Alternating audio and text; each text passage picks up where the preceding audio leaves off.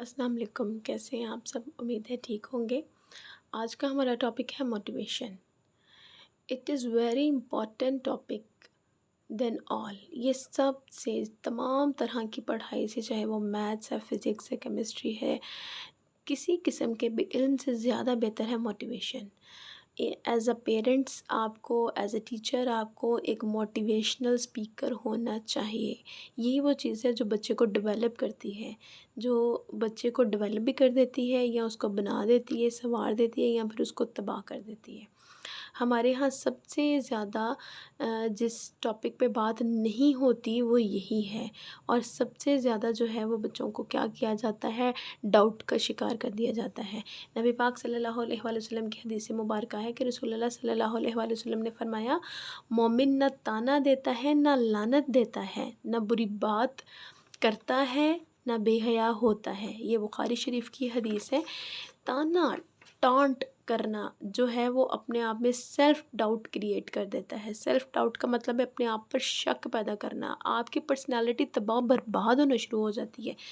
एक टीचर या एक पेरेंट जब दूसरे को ताना देता है, अपने बच्चे को, अपने स्टूडेंट को जब ताना देता है कि यू कांट डू इट, तुम कभी नहीं कर सकते, तुम कर ही नहीं सकते, तो वो सेल्फ डाउट का शिकार हो जाता है। जो बच्चा जो सेल्फ डाउट का शिकार होता है वो हमेशा फ़ेल होगा। उसके फ़ेल होने की सबसे बड़ी वजह ही जो है ना वो ये होगी। क्या किया जाता है कि बच्चे को उसकी ख़ामी बताने के बजाय, ये बात ना सिर्फ़ पेरेंट्स करते हैं बल्कि असातिज़ा में भी ये कॉमन सी बात है। बच्चे को उसकी गलती बताने की बजाय पूरी क्लास में या फिर पेरेंट्स क्या करते हैं, घर में अपने फ्रेंड्स के सामने, अपने रिलेटिव्स के सामने, या उसके दोस्तों या बहन भाइयों के सामने उसको कहते हैं कि तुम नहीं कर सकते। उसको चुराहों में बताना शुरू कर देते हैं, जो कि ये भी एक इट्सेल्फ जो है ना वो एक बहुत बड़ा गुनाह का काम है। वो क्या हो जाता है, बच्चा अपनी सलाहियत के बारे में शक में मुब्तला हो जाता है। जो बच्चा शक में मुब्तला हो जाता है ना, तो उसकी पर्सनैलिटी कभी डेवलप नहीं होती।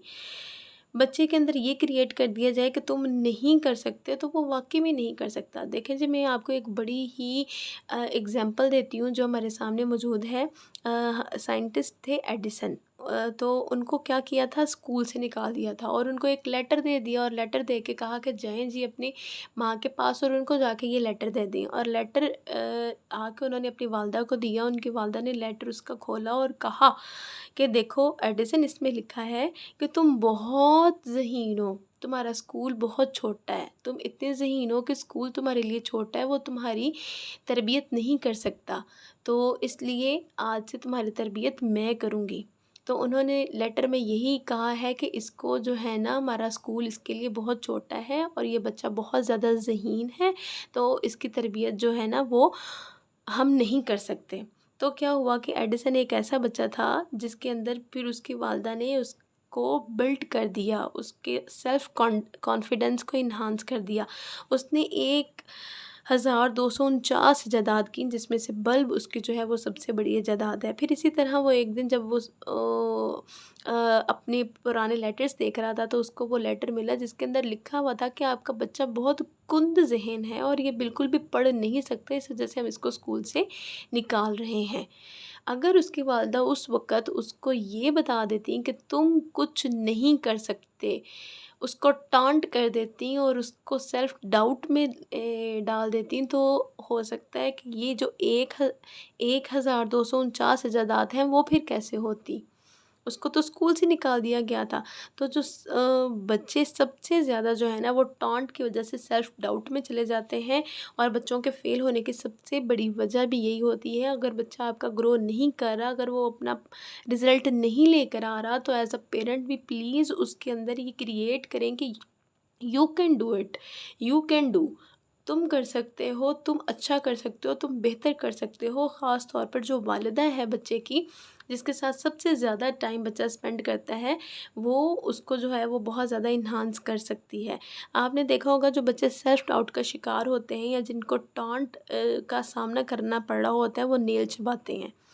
और नेल चबाते हुए बच्चे को पूरी क्लास के सामने या पेरेंट्स जो है वो पूरे घर वालों के सामने उसको इस चीज़ से मना कर रहे होते हैं। जो बच्चे सेल्फ डाउट का शिकार होते हैं वो छुपते हैं, वो कंधे झुका कर बैठते हैं, वो कंधे नीचे कर लेते हैं, पाँव पीछे कर लेते हैं, हाथ बांध के रखते हैं। ये इनका जो है ना, इनकी बॉडी लैंग्वेज बता देती है कि ये कॉन्फिडेंट नहीं है। तो जो माँ बाप बच्चों के साथ ये काम करते हैं वो यकीन जाने बहुत बड़ा जुल्म करते हैं। और जब उनको अगर इस बात का पता चल जाए कि ये उन्होंने कितना बड़ा जुल्म किया, तो वो अल्लाह से माफ़ी मांगेंगे इस बात की। अगर आपकी औलाद नेक होगी तो वो आपके लिए ज़रिया निजात बनेगी, वो आपके लिए जन्नत का सबब बनेगी। देखिए, जो वालिदैन हैं, बच्चों ने उनको तब देखा होता है जब उन्होंने पूरी दुनिया को नहीं देखा।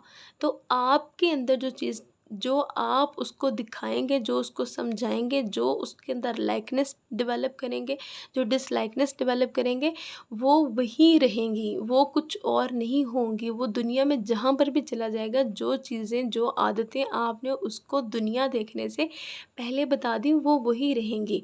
तो बच्चे के अंदर लाइकनेस डिसलाइकनेस क्रिएट करना एक वालिदैन का ही काम होता है, जिसके अंदर वालिदा सबसे ज़्यादा रोल अदा करती है। तो हमारे स्कूलों में अब क्या किया जाता है कि वालिदैन कहते हैं हमने बहुत अच्छे स्कूल में बच्चा हमने डाल दिया है, हम इतनी फ़ीस दे रहे हैं। वालिदा कहती है मैं घर में सारा दिन जो है वो थक जाती हूँ। वालिद कहते हैं कि मैं सारा दिन डबल शिफ्टें लगा के आता हूँ। तो वो क्या कर रहे हैं, वो बच्चों को टाइम नहीं दे रहे हैं। बच्चों को सिर्फ़ तालीम की ज़रूरत नहीं होती। आजकल जो हमारे अदारे हैं वो सिर्फ़ एक बिज़नेस की हद तक रह गए हैं। वहाँ पे तरबियत नहीं होती, वहाँ पे सिर्फ़ तालीम दी जाती है और तालीम का कॉम्पिटिशन चल रहा होता है। ये सिखा दें, ये सिखा दें, ये सिखा दें, ये सिखा दें, लेकिन बच्चों को तरबियत नहीं। तरबियत करना भी एक बहुत बड़ा काम है। तरबियत के अंदर ही आप बच्चे के अंदर हर तरह की बात डेवलप कर सकते हैं। सही और गलत का तरीका बच्चों को बता सकते हैं।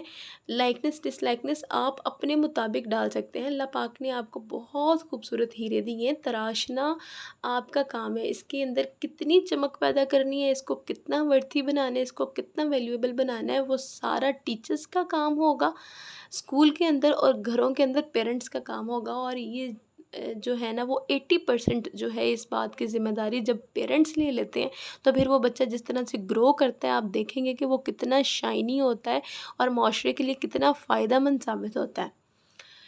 उम्मीद है आपको मेरी बातें अच्छी लगी होंगी। कमेंट्स में ज़रूर बताइएगा। Thank you. अल्लाह हाफ़िज़।